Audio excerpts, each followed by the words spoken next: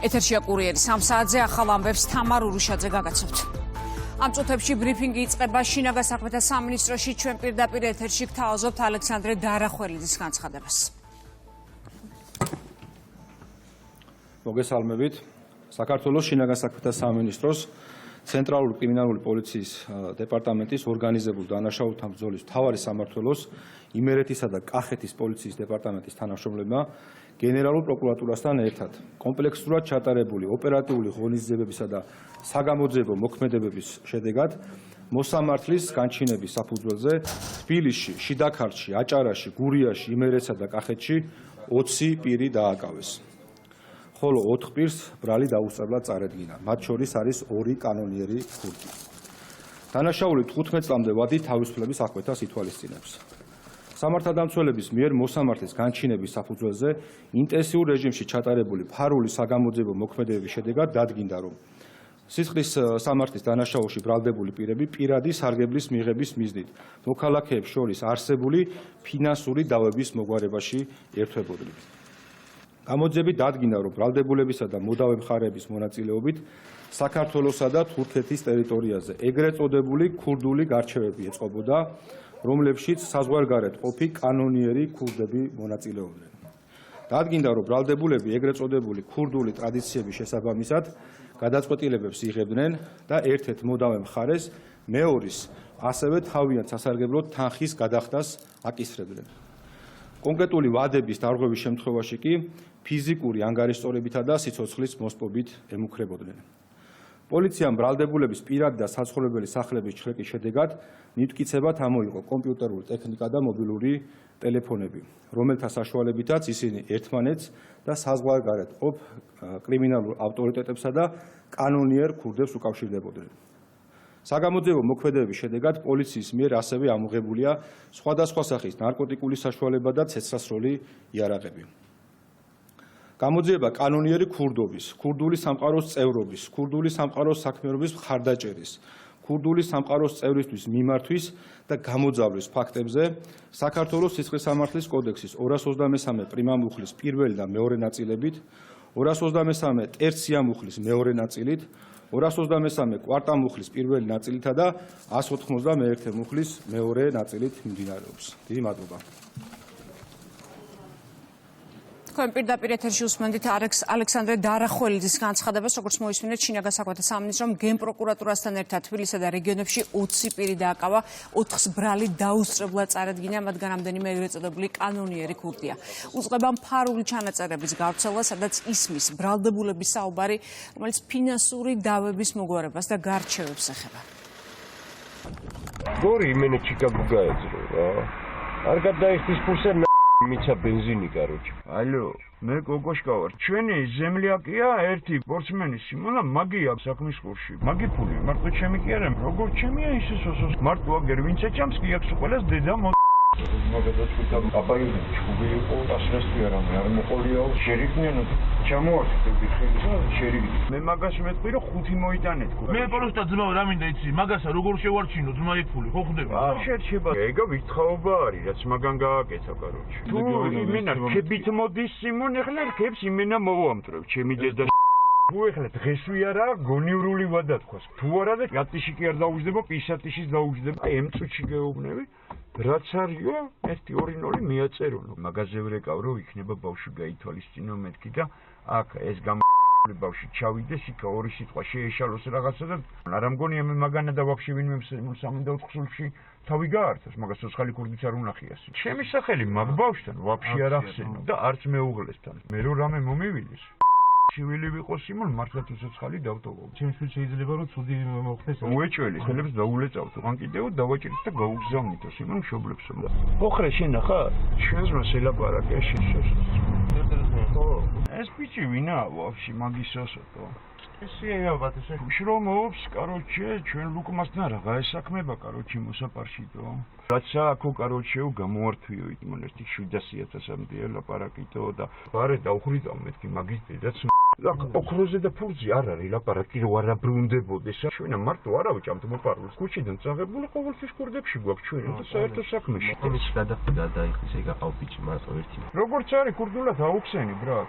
ეს არ არის ქურდული საქციელი. შენ არ მოგცემ უფლებას არა ქურდულად მოიქცე, სადაც მე ვიქნები. ბიჭო, კონკრეტულად გეუბნები რომ ჩვენ ინტერი სოფელშია. დაზარი დევს გავიგე შეხვედრას. მაგას მომედის ქურდები რეკავენ არ მოდის, კაი ბიჭები რეკავენ არ მოდის ტელეფონი. ვინ ჩემი არის ბიჭო, ვაფშე ვინ რას წარმოადგენს ბიჭო. იმაზე მოვაგეთ 20 კუბი იძახის ერთ ქუჩს ვერ გეტყვიან რომ მიცნობს და დამახასიათებს. აგერ უფროსის მებიზი ხარ. დანაპირები ფული აქვს. არა, გადასახდელი. გადაიხადოს მო. ეგ არის ქურდული და ეგ არის ქურდელთან ჩაგუწევა მინდა ეგა? ბიჭო არ მომატყუო, მე ვუთხარი. მთელი ქუჩის ბიჭები, მთელი ქურდი ბიჭები. ბიჭო, ქურდობა მინდა, მე ვუთხარი. არ მომატყუო, შეიძლება ბიჭო, წინ დაგვჭეს რაღაცა დედა მე ვუთხარი. მაგა ხო ჩარია თენგო. ჩემი დედა თوار გამუთ მაგრათან. თან მაგრა ლაიცად კი არ გამუთ. იქ სვიდანია მაგ რა გოგიტასთან კი გაღმა უნდა დაველაპარაკო რა. გოგიტა ჩავაყენებ საქმის კურსში ზიბად. აი განაბიკაცია ხო იცი როგორ გვეწყვის ამერად გვეწყვის არ გვეწყვის მაინც სხვა არის რა იგე. სახელმწიფო უსაფრთხოების სამსახურმა ურანის გასაღებისა და შეძენის ფაქტზე საქართველოსა და უცხო ქვეყნის მოქალაქეები დააკავა. უწყებაში აცხადება, რომ გამოვლენილია ტრანსნაციონალური დანაშაული.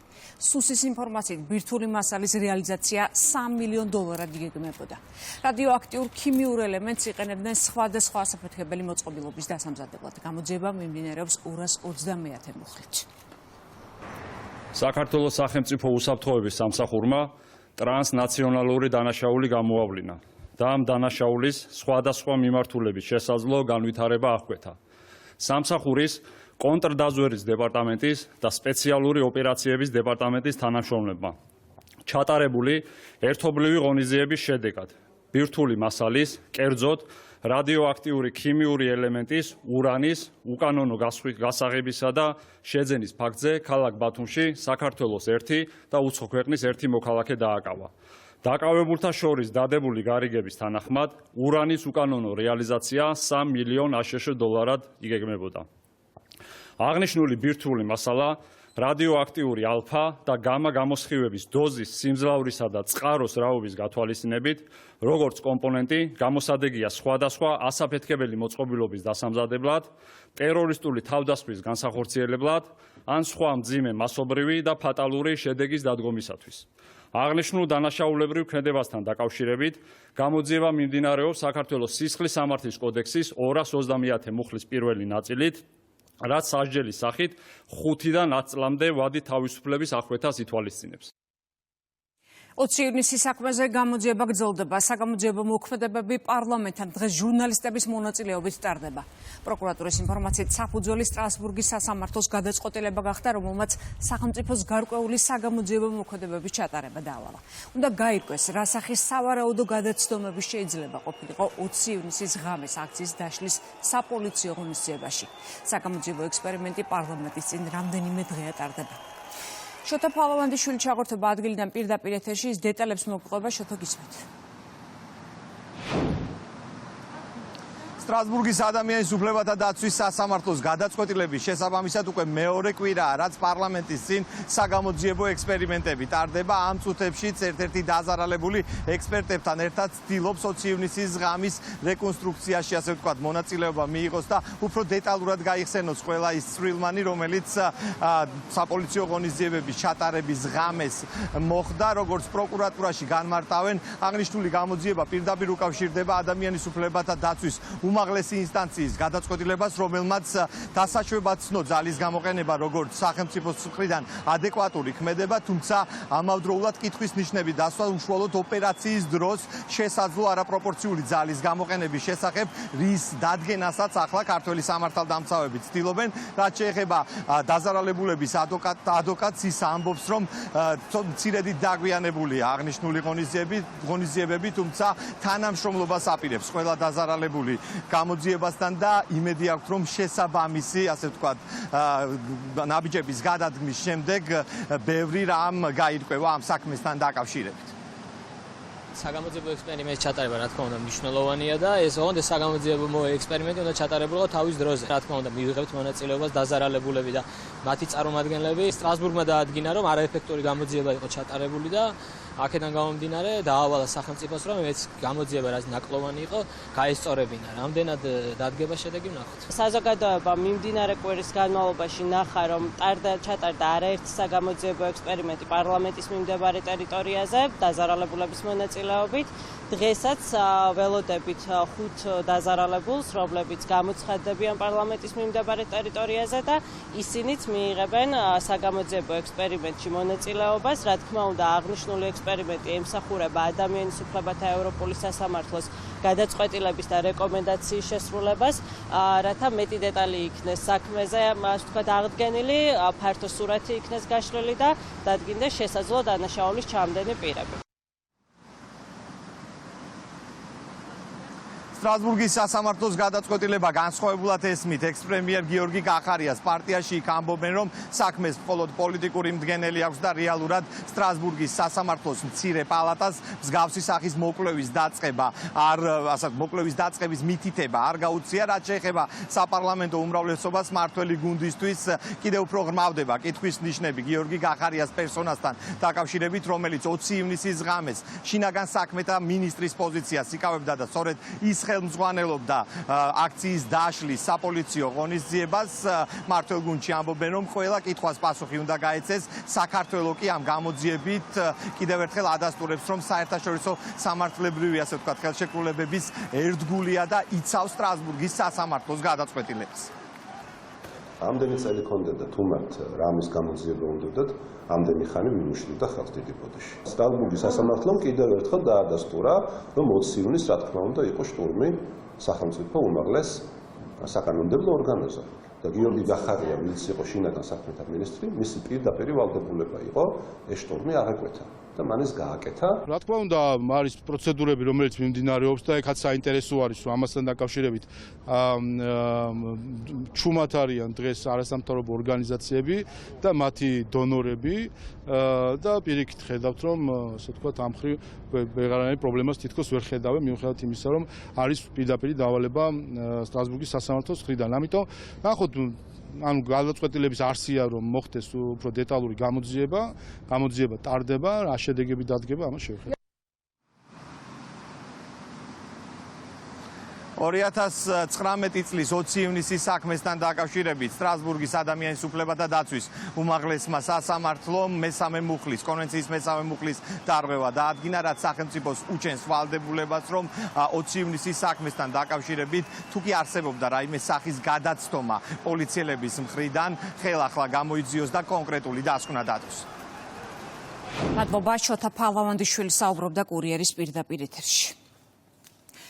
20 ივნისის საქმეზე კითხვებს პასუხი გამოძიება უნდა გასცეს, აცხადებს პრემიერ-მინისტრი ირაკლი კობახიძემ სტრასბურგის სასამართლოს გადაწყვეტილებაზე ისაუბრა. კარგია რომ სტრასბურგის სასამართლომ ჩვენს ქვეყანას დაავალა ამ საკითხის დამატებით გამოძიება. 20 ივნისთან დაკავშირებით არის ბუნებრივია სერიოზული კითხვები, კერძოდ იმასთან დაკავშირებით თუ რატომ მიიყვანა სამინისტროს მაშინდელმა ხელმძღვანელობამ საქმე რეზინის ტყვეების გამოყენებამდე. ეს არის თავი კითხვა, რომელსაც უნდა გაეცეს პასუხი. ნახოთ რას დაადგენს გამოძიება. აპირებს თუ არა საქართველოში დაბრუნებას გიორგი კახარია. პარტია საქართველოსთვის ლიდერმა ბრიუსელში ყოფნის დროს განაცხადა, რომ იბრძოლებს იქ, სადაც ეს ყველაზე შედეგიანი იქნება. თუმცა კახარია ამბობს, რომ მისი ყოფნა ყველაზე ეფექტური ბრიუსელშია.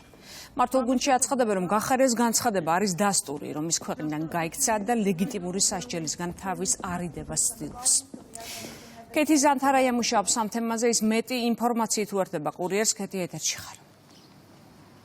გიორგი კახარიას პოზიციას მისივე თანაპარტიელები იწონებენ, მის პოლიტიკურ პარტიაში აცხადებენ, რომ თუ პოლიტიკური ლიდერი გადაწყვეტს იმას, რომ მისი ბრძოლა უფრო ეფექტური იქნება არა ქვეყნის შიგნით, არამედ მის ფარგლებს გარეთ და ეს იქნება ევროპა, ისინი ამაში მას დაეთანხმებიან და ამ პოზიციას გაიზიარებენ. ამბობენ, რომ ახლა მნიშვნელოვანი არ არის ის თუ როდის დაბრუნდება გიორგი კახარია საქართველოში, რაც შეეხება გიორგი გახარიას ახალ პოლიტიკურ პარტნიორს ლელოს ამ პოლიტიკურ ძალაში აცხადებენ, რომ ეს ორი პარტია ახლა ურთიერთთანამშრომლობის პროცესში არის, ამ ფაზაში არიან გადასული და არ აქვს მნიშვნელობა პოლიტიკურ ლიდერებს.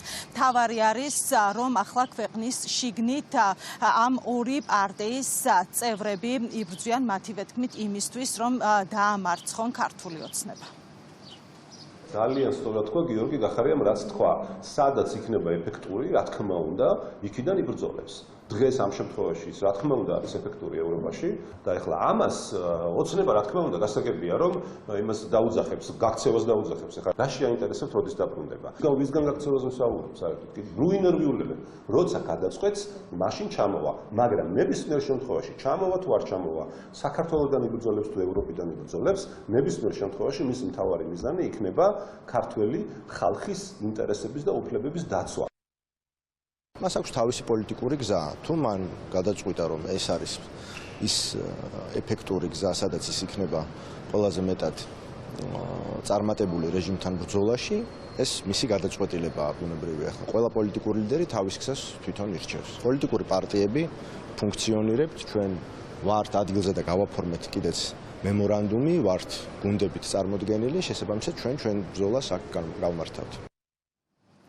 გიორგი გახარიას განცხადებას მართო პარტიაში აფასებენ როგორც ქვეყნიდან გაქცევას. ქართული ოცნების ლიდერები ამბობენ, რომ ის გაექცა ერთგვარ პასუხისმგებლობას და ამბობენ და იხსენებენ იმას, რომ ასეთი დამოკიდებულება არ უკვირთ გიორგი გახარიასგან, ვინაიდან მსგავსი შემთხვევები წარსულშიც არაერთი ყოფილა.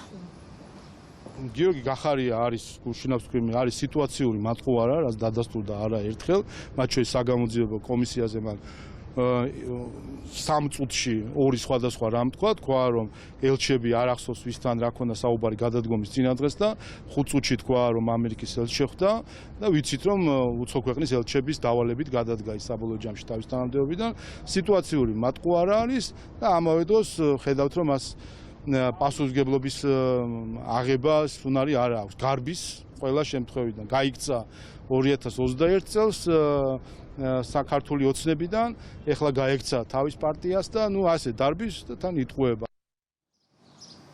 გიორგი გახარია საქართველოში დაბრუნებას არ ჩქარობს, ის თითქმის 1 თვე არის, რაც ქვეყანაში არ იმყოფება, ამბობს, რომ ვიზიტით არის ევროპაში.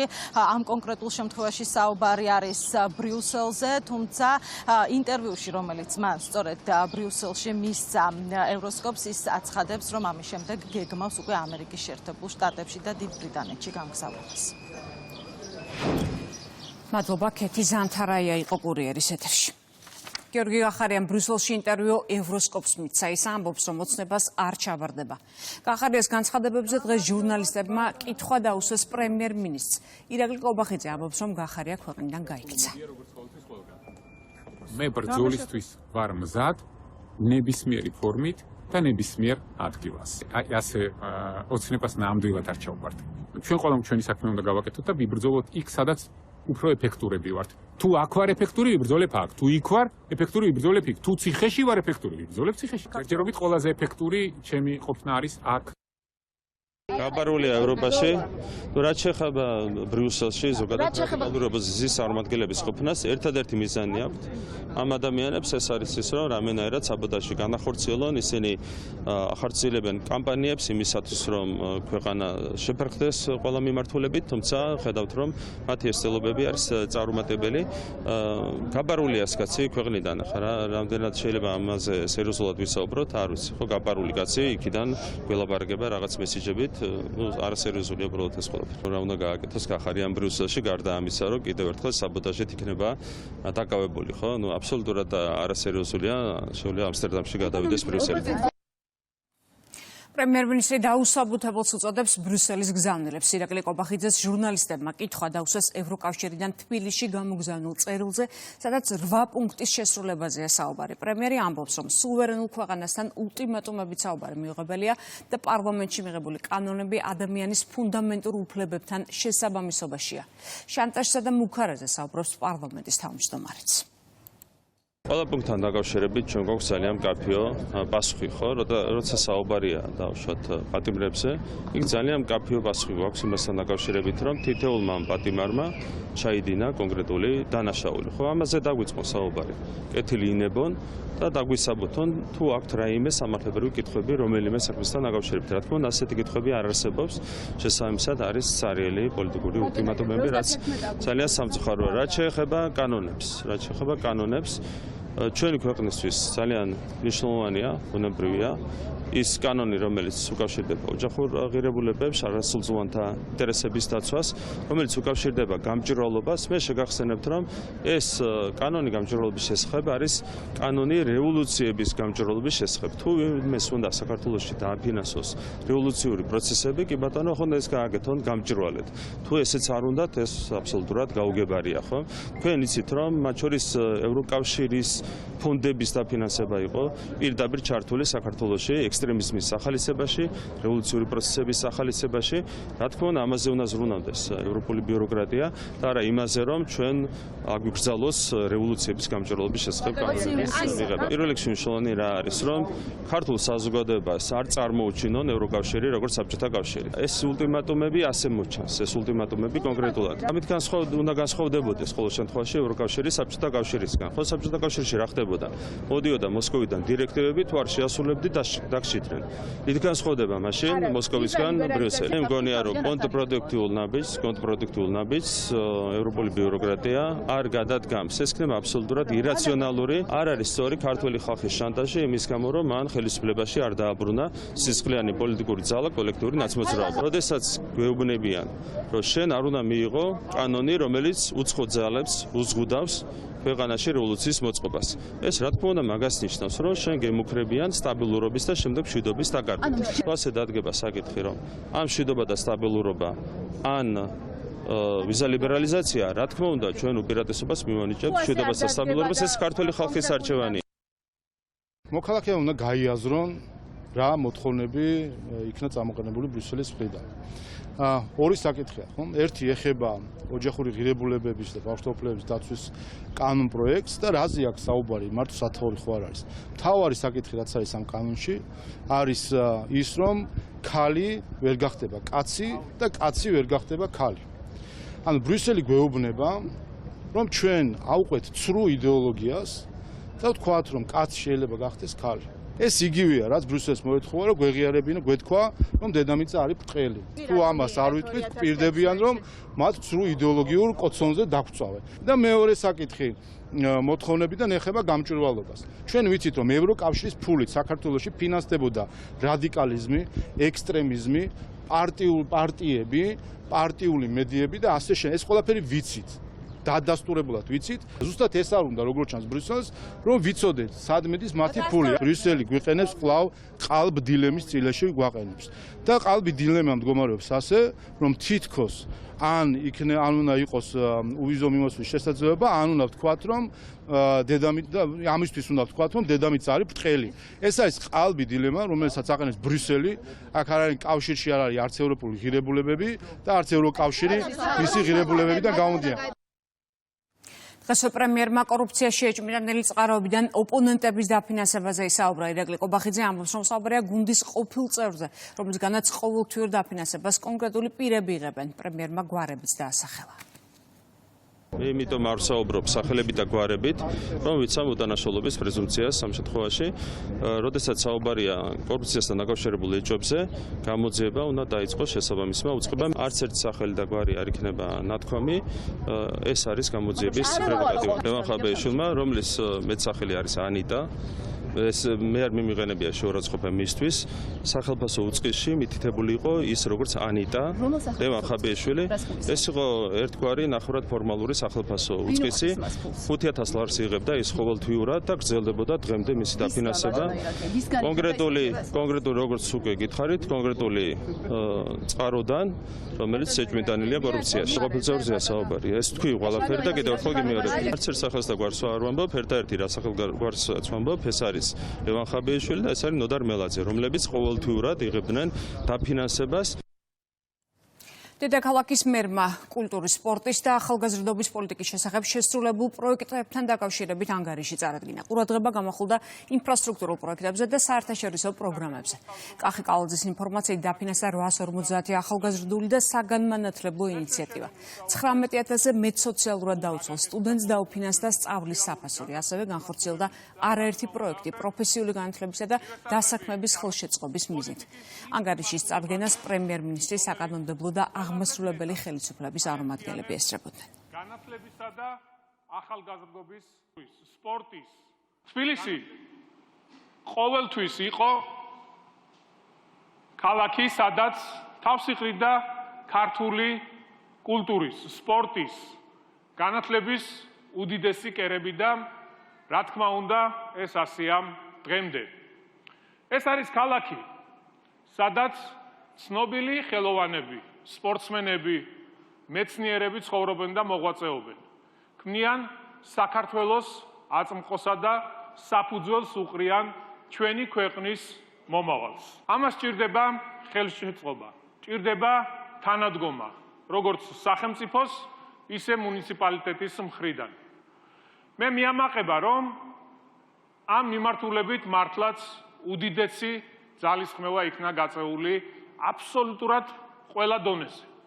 რაც ჩანს კიდეც იმ ხელშესახებ შედეგებში, რასაც საქართველომ მიაღწია. ჩვენი გუნდის ერთ-ერთ მთავარ პრიორიტეტად თავიდანვე განისაზღვრა კულტურის, სპორტის, განათლებისა და ახალგაზრდობის პოლიტიკის გაძლიერება. ამ მიმართულებით საჭირო პროექტების განხორციელება და ხელშეწყობა. რადგან ესაა ინვესტიცია ჩვენი ქალაქისა და ჩვენი ქვეყნის მომავლისთვის. ყველა ნაბიჯი, რაც ამ მიმართულებით გადავდგით, ემსახურება კონკრეტულ მიზანს. კიდევ უფრო გავაღრმავოთ შესაძლებლობები და თბილისი ყველასათვის ხელმისაწვდომ, ცოცხალ, კულტურულ და სპორტულ სივრცედ ვაქციოთ. შთამბეჭდავი იყო დღევანდელი პრეზენტაციაც, არის უამრავი ინფრასტრუქტურული პროექტი, განხორციელდა შესაბამისი ინფრასტრუქტურის მშენებლობა, რეაბილიტაცია და გარდა ამისა არის არაერთი მნიშვნელოვანი პროექტი, პროგრამა განხორციელებული, რაც აისახება, რა თქმა უნდა, ჩვენი დედაქალაქის მაცხოვრებლების ყოველდღიურობაზე. დღევანდელმა პრეზენტაციამაც კიდევ ერთხელ დაგვარწმუნა, რომ კახი კალაძე არის მერი, რომელსაც ინატრებდა ნებისმიერი ევროპული დედაქალაქი.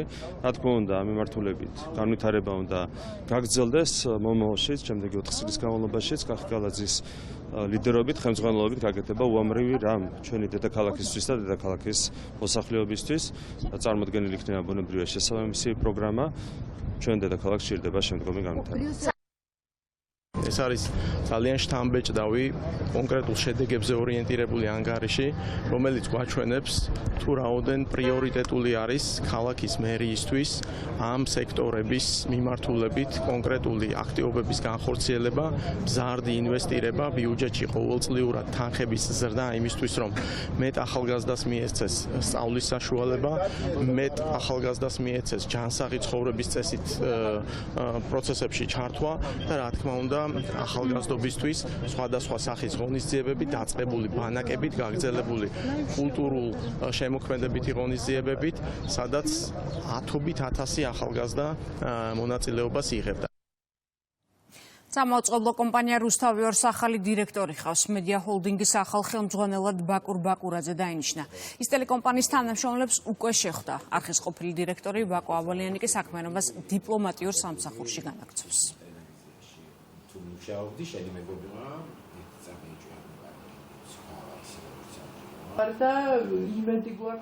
პირველ რიგში კეთილი იყოს ჩემი ფეხი. რაც შეეხება სამომავლო გეგმებს, აი ზუსტად ახლა დავიწყებთ დაგეგმვას. რაც შემიძლია ვთქვა ის, რომ აგვისტოში დასვენება არ გველოდება, გველოდება ცხელი აგვისტო და იმედი მაქვს, რომ მაყურებლისთვის სასიამოვნო სექტემბერი. შევხვდით ხელმძღვანელებს, ყველა მიმართულების, ახლა დავიწყებ ცალ-ცალკე შეხვედრას ყველასთან. ჩემი სურვილი არის, რომ კიდევ უფრო წინ წავიდეთ. იმედი მაქვს, რომ ის ჩანაფიქრები, რომელიც მაქვს რუსთავი ორთან დაკავშირებით, ადგილობრივ, არაჩვეულებრივ სტაფთან ერთად იქნება შესრულებული. ნათია თურნავა ჩინეთის ტრანსსასაზღვრო ბანკთა შორისი გადახდების სისტემის პრეზიდენტი შეხვდა. მხარეებმა იმსჯელეს თანამშრომლობაზე და ქვეყნის ფინანსური ინსტიტუტების წვდომაზე ჩინურ გლობალურ ქსელთან. სტუმრები შეხვდნენ ქართული კომერციული ბანკების წარმომადგენლებსაც. ჩვენ წლის დასაწყისში ხელი მოვაწერეთ ჩვენსა და ჩინეთის ცენტრალურ ბანკს, ჩინეთის სახალხო ბანკს შორის ყოვლისმომცველ მემორანდუმს და სწორედ ამ მემორანდუმის ამ მიმართულების აღსრულებას ემსახურება ეს ვიზიტი. შედგა საინტერესო შეხვედრები როგორც ჩვენ გუნდთან, ასევე საქართველოს წამყვან კომერციულ ბანკებთან.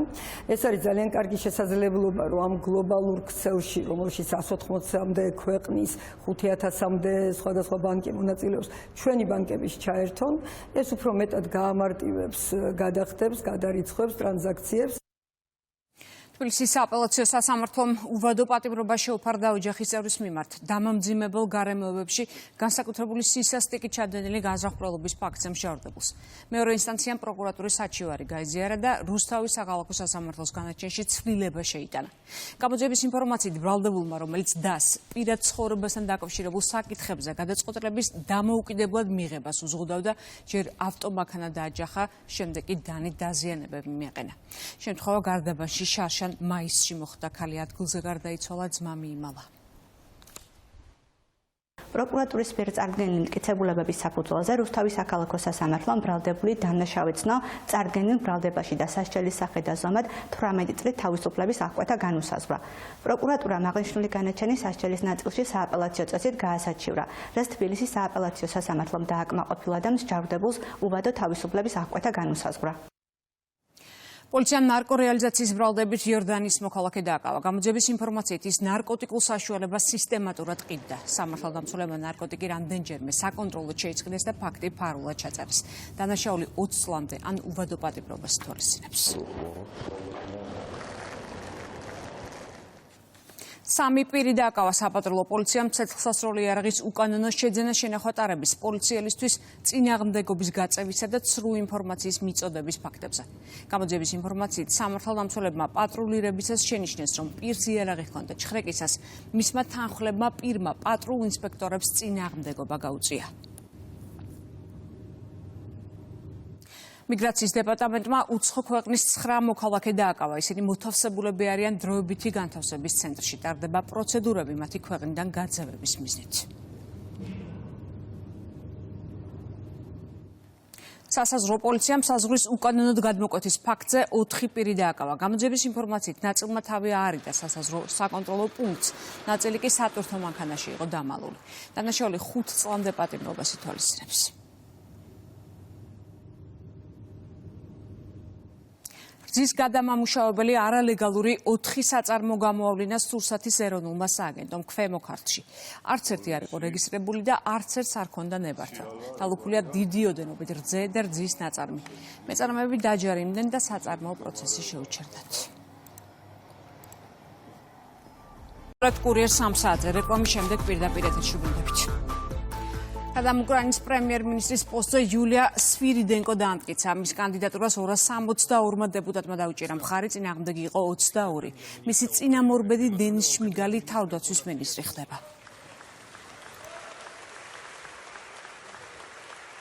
უკვე დაწყებულია მთავრობის რეორგანიზაციის სამართლებრივი პროცედურები. პარლამენტის წევრებმა მხარი დაუჭირეს პრემიერ-მინისტრის გადადგომას.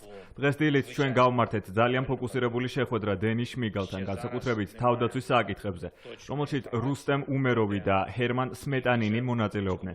ჩვენ შევთანხმდით თავდაცვის სექტორის მართვის ახალ მიდგომებზე. თავდაცვის სამინისტროს კიდევ უფრო დიდი გავლენა ექნება იარაღის წარმოებაზე. აუცილებელია მეტი უკრაინული წარმოების იარაღი ფრონტზე მებრძოლებისთვის. უკვე მიუმართე უკრაინის უმაღლეს რადას წარვადგინე დოკუმენტები, რომლებიც გვთავაზობს დენის შმიგალს ახალ თავდაცვის მინისტრს.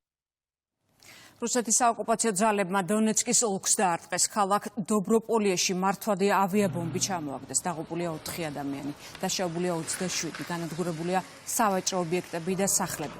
დრონებით შეტევა იყო ნიკოპოლსა და კუპიანსკზე. დაშავებულები არიან მეხანძრეები და მოქალაქეები. დღეს უკრაინამ რუსეთისგან 1000 ჯარისკაცის ხედარი დაიბრუნა. გაცვლა სტამბოლის მოლაპარაკებების ფარგლებში იყო მიღწეული.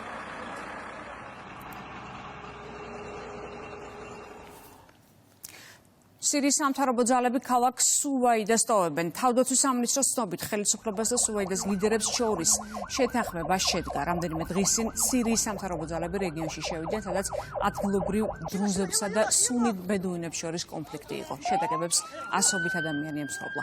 ჯარი სირია მას შემდეგ გაიყვანა, რაც გაფრთხილების შემდეგ ისრაელმა პრეზიდენტის ადმინისტრაცია და სხვა სახელმწიფო ობიექტები დაბომბა.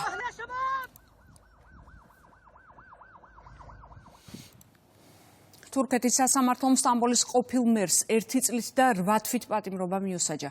სასამართლომ ის დამნაშავეცნო პროკურორის შეურაცხყოფასა და მუქარაში ყოფილი მერი თავს უდანაშაულოდ მიიჩნევს. იმამოღლუ ერდოღანის მთავარი პოლიტიკური ოპონენტია.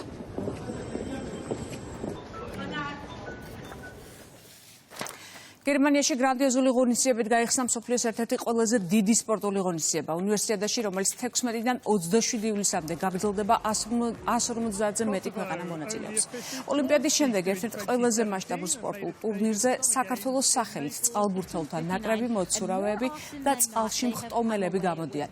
ქართულმა დელეგაციამ მონაწილეობა მიიღო გახსნის საზეიმო ღონისძიებაში. წყალბურთელთა ნაკრები 18 ივლისს კორეას, 19-ში ჩინეთს და 21-ში იტალიას დაუპირისპირდება. საუნივერსიტეტო თამაშებს გერმანიის 5 ქალაქი მასპინძლობს. მასში მთელი მსოფლიოდან 8500 ათლეტი მონაწილეობს. ევროპის ძალისმიერი სამჭიდის ფედერაციის პრეზიდენტ შეხვდა საქართველოს სპორტის მინისტრი. იმშელეს საქართველოში სპორტის ამ სახეობის განვითარებაზე, ერთობლივ პროექტებზე და 2027 წელს ბათუმში ევროპის ჩემპიონატის ჩატარების შესაძლებლობაზე. საერთაშორისო ფედერაცია მხარს უჭერს ჩვენს ეროვნულ ფედერაციას გარკვეული სახის ინვენტარის კუთხით, საგანმანათლებლო პროგრამის კუთხით, ვიმსჯელეთ საომავლოდ ევროპის ჩემპიონატის ჩატარების შესაძლებლობებთან დაკავშირებით და მივიღეთ გადაწყვეტილება, რომ ჩვენ გავაგრძელებთ მჭიდრო თანამშრომლობას როგორც ეროვნულ ფედერაციასთან, ასევე ევროპის ძალისმიერი სამჭიდის ფედერაციასთან, იმასთან დაკავშირებით, რომ 2027 წელს საქართველო ბათუმმა უმასპინძლოს ევროპის ჩემპიონატს. შეხვედრის ძირითადი საკითხი 2027 წლის წოლჭიმის ევროპის ჩემპიონატის ორგანიზება იყო. კმაყოფილი ვართ თანამშრომლობით და მოუთმენლად ველით აქ დააბრუნებას. საქართველოს ფედერაციას ჰყავს არაერთი ათლეტი, რომლებიც მონაწილეობენ როგორც ევროპის, ისე მსოფლიოს ჩემპიონატებში. საქართველოდანაა ერთ-ერთი უძლიერესი ათლეტი თემურ სამხარაძე, რომელიც შემდეგ თვეში მსოფლიოს თამაშებში მიიღებს მონაწილეობას და ინტერესით ველით მის ასპარეზობას. დღის სხვა სიახლეებს გაიცანთ ჩვენ ვებგვერდზე. რუსთავი 2.g, კურიერი კი გებშთობება 6-ით.